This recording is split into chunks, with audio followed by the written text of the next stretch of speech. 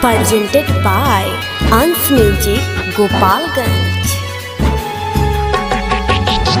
Music by Raju Babu.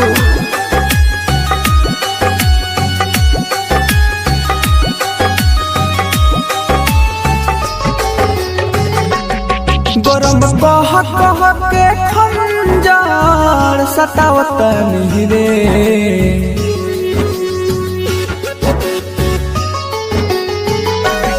गरम कह के खंजर सतावत रे।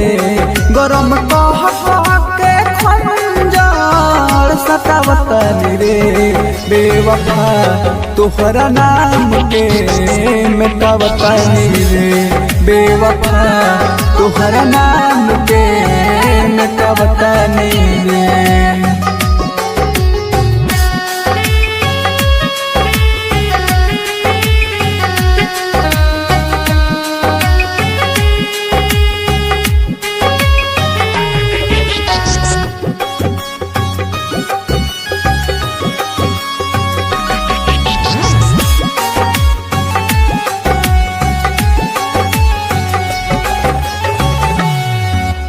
इतना नफरत बाटे तुहसे दिल से अपना छाट दे।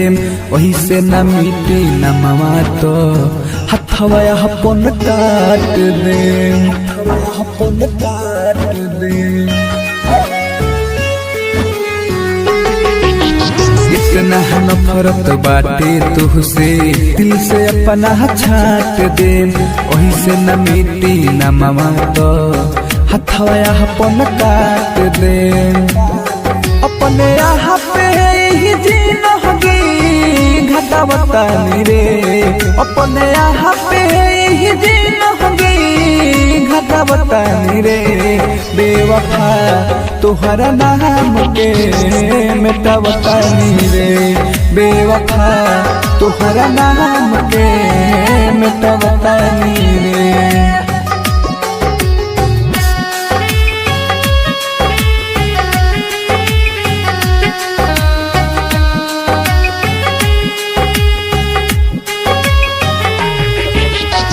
Presented by Albina Recording Studio, Simrao.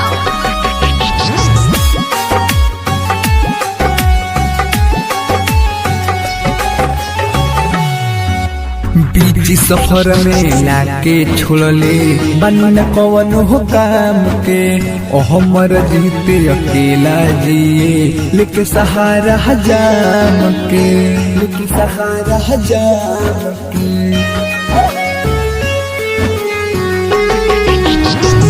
सफर में लाके छोड़ले बन कौन हो काम के। हमर जीते अकेला जिए लेके सहारा जाम के।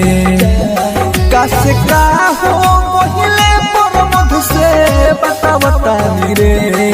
काश का हो पहले पर मधु से बतावत रे। बेवफा तोहरा नाम के मिटावत रे। बेवफा तोहरा नाम के मिटावत रे।